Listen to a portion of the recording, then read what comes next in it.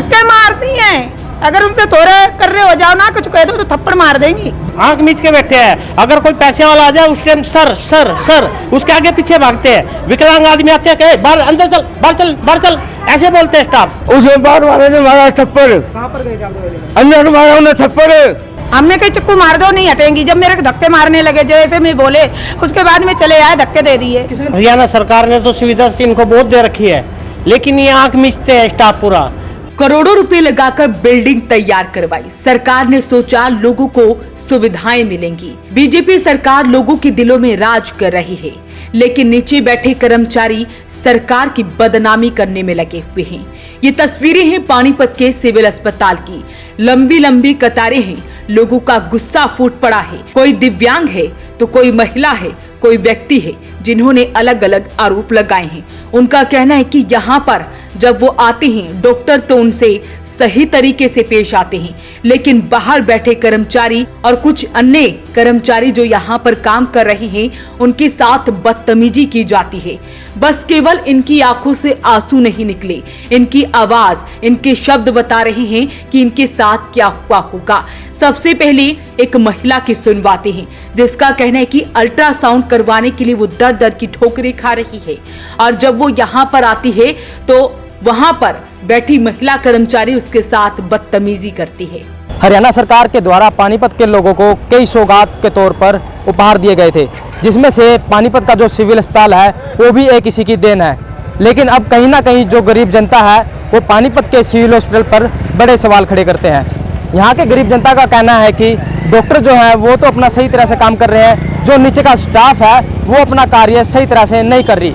उन्होंने गंभीर आरोप लगाते हुए ये भी कहा है कि जो गरीब जनता है वो काफ़ी समय से लाइन में खड़ी रहती है, लेकिन जो किसी सिफारिश लेके आता है या पैसे का लेन देन होता है तो उसको आगे कर दिया जाता है।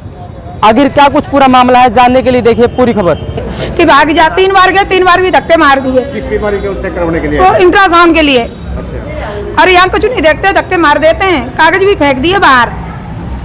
हमने कहीं चक्कू मार दो नहीं हटेंगी। जब मेरे को धक्के मारने लगे जैसे मैं बोले, उसके बाद में चले आए, धक्के दे दिए। किसने धक्का मारा आपको? मैम ने मारे, जो गेट पे बैठती है मैम। बात को लेके कि कागज ले लो मैम, मैं भी सुबह के आए हैं, भूखे प्यासे बैठे हुए, पैदल आए हैं, लेकिन कुछ नहीं सुनी। कितने दिन से आ रहे हो आप? हम 10 दिन से आ रहे हैं। तो कोई सुनवाई नहीं हो रही? नहीं, कुछ भी नहीं, धक्के मारती हैं। अगर उनसे थोड़े कर रहे हो जाओ ना, कुछ कह दो तो थप्पड़ मार देंगी। बदतमीजी करते हैं? बदतमीजी देते हैं स्टाफ के द्वारा? जैसे सारे नहीं देते, वो यही अल्ट्रासाउंड में जो मैम लगी है ना वो ज्यादा बदतमीजी देती है। हाँ, और डॉक्टर लोगों के पास गए, उन्होंने तमीज से बात की है।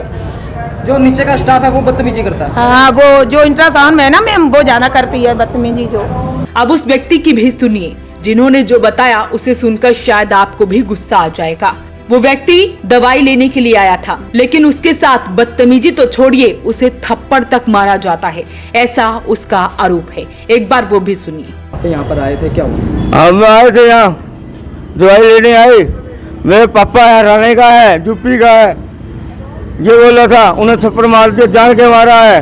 मैं तेरे जी ओ कर दूंगा।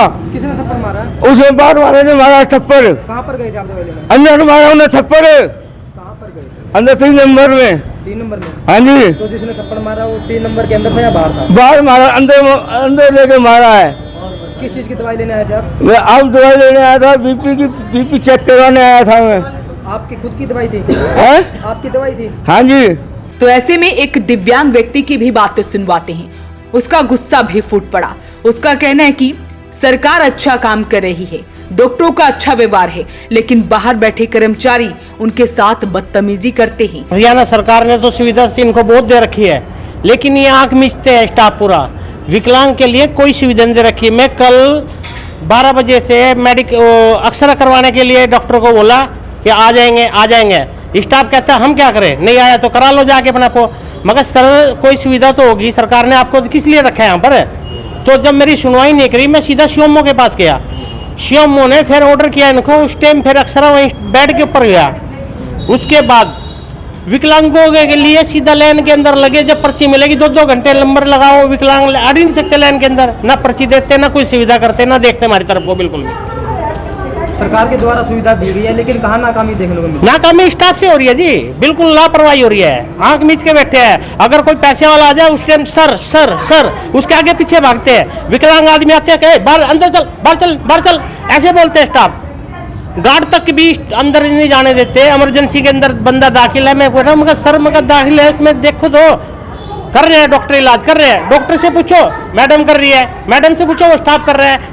कोई लापरवाही है बिल्कुल खुलेआम। तनख्वाह इतनी मोटी लेते हैं, किस लिए लेते हैं? विकलांग के लिए, गरीबों के लिए की जाती है, लेकिन गरीबों के लिए आंख मीच के बैठा है स्टाफ। मैं हरियाणा सरकार से बोलना चाहता हूँ कि एक बार इनके खिलाफ एक्शन लिया जाए।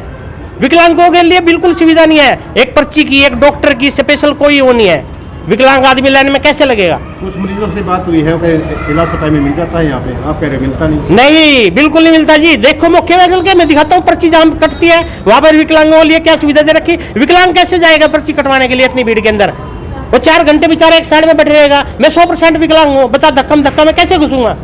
मेरे पैर टूट जाएंगे, हाथ भी टूट सकता है। पर्ची के लिए मारपीट भी तक हो जाती है, पर्ची के अंदर इतनी भीड़ बढ़ती है। तो ऐसे में भला लोगों को सुविधाएं कैसे मिलेगी? लोगों का कहना है कि ऐसे कर्मचारियों पर नकेल कसनी चाहिए ताकि ये लोग जनता से सही तरीके से व्यवहार कर सकें। बीजेपी सरकार बार बार कर्मचारियों को, सभी अधिकारियों को चेताती है कि वो जनता से सही तरीके से पेश आए, लेकिन ये नीचे बैठे कर्मचारी सरकार को बदनाम करने में लगी हुई है। तो ऐसे में आप क्या कुछ कहते हैं, हमें कमेंट बॉक्स में जरूर लिखें और वीडियो को शेयर जरूर करें। वॉइस ऑफ पानीपत के लिए सूरज शर्मा के साथ कुलवंत सिंह की रिपोर्ट।